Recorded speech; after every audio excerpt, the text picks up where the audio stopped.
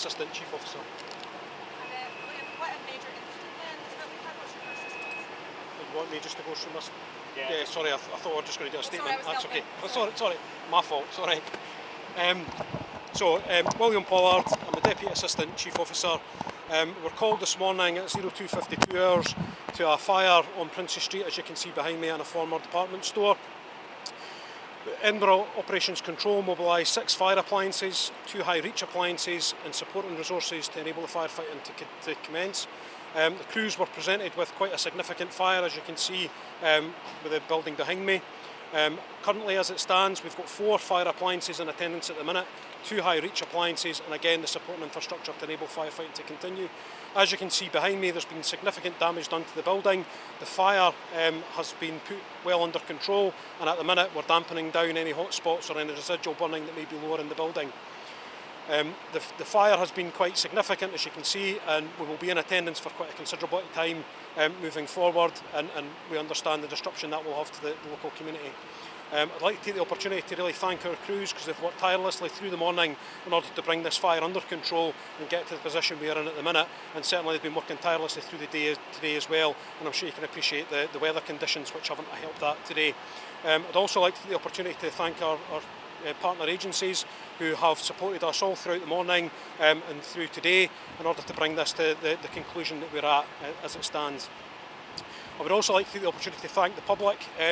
There've been requests this morning for them to avoid the area where possible, and it's great that they've done so, and it's certainly helped us in our firefighting operations to continue.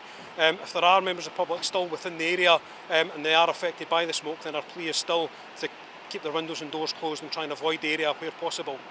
As this is an ongoing incident, we have commenced our fire investigation. The cause of the fire, which is not known at this stage, the investigation has started with both our own fire investigation units and Police Scotland, and that will continue throughout the day and until the incident's been handed over.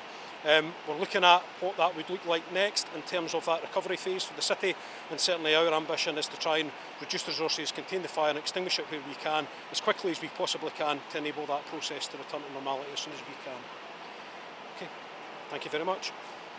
Thank you, folks. It's clearly been a massive fire right in the city centre of Edinburgh. You know, Princes Street, an iconic street filled with tourists, and again a really high profile incident that shows the importance of the vital service that our members provide. And some of, in at least one station that was involved in the response for this, there was discussions around potentially closing that. It's not going to close as I understand it, but there were some discussions of closing it. So what's the FBU stance on that? Well, we're happy that the decision was reversed on Marienville, but that was only after a very long and hard-fought campaign by the FBU reps and members at Marienville and the local communities that were vehemently opposed to the closure of that station. But there's still no long-term future for Marienville, and we know that there's this service delivery review is ongoing. So while we may have averted the closure just now, we're not sure about the future, and that's the same across the whole country. And when we have major incidents like this in the city centre, we had one at Union Corner in Glasgow a few months ago now. What do you think that says about the importance of those kinds of local stations? Well, it shows that we need an appropriate weight of response to be able to deal with these fires effectively, and if we see further cuts to the Scottish Fire and Rescue Service, we'll not be able to do that. You know, we've seen 1,250 firefighter jobs go over the last 13 years. We lost 166 firefighter posts just 3 years ago. So what the Scottish Fire and Rescue Service can't face any more cuts, and we need a sustained package of funding from the Scottish Government. I'm sure what the fire service and the government say is that we need to consider the fire service as a national resource and deploy resources on a national basis. So there may not be availability in every single area. What would you say to that? Well, the longer it takes us to reach a fire, the worse it gets.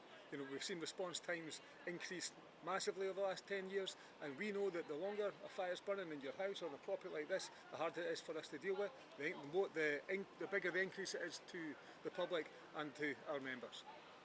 And of course, you yourself were a firefighter for years. What are the difficulties and the complexities of dealing with a fire like this in a large building in a city centre? Well, I wasn't at this incident, but I know that the firefighters that have arrived here have effectively dealt with it. They've dealt with kind of skill and professionalism you expect from our members. But all these old buildings, or these buildings, will have been refurbished and built on previous sites, so we don't know what's behind them. We saw at the Union Street fire in Glasgow the contributing factor of voids and old building construction. So it would have been a challenging fire to deal with. So the fact that they're older buildings, that means that that there's potentially extra risks.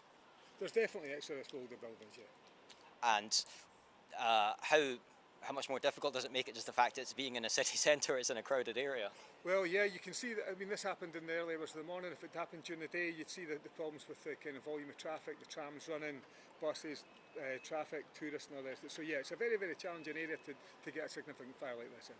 And when it's something that firefighters have to attend for so long, is it just physically challenging and demanding for them? Well, that's a good question. The longer our members are at fires like this, if we don't have the ability to relieve our crews, working for 3, 4, 5 hours like this is incredibly punishing on those firefighters that are dealing with the fire. If we don't have the ability to resource the relief crews to these incidents, we're exposing our firefighters, our members, to what we now know are carcinogenic byproducts of fire. So yeah, it's a significant risk to us.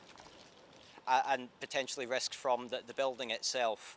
I know it's a very different situation, but there was tragedy on this very street a few years ago when a firefighter sadly lost his life attending to a fire.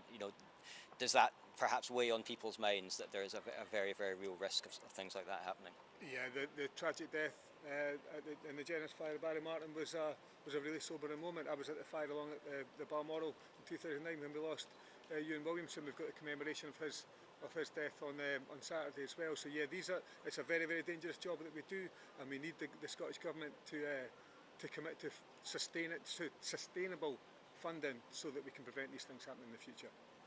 We've had a huge fire last night, which was thankfully brought under control very, very quickly, and it's on the main thoroughfare in Edinburgh on Princess Street.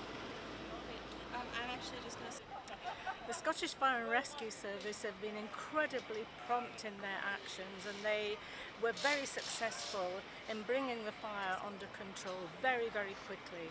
It's thanks to them that nobody was hurt or injured or worse.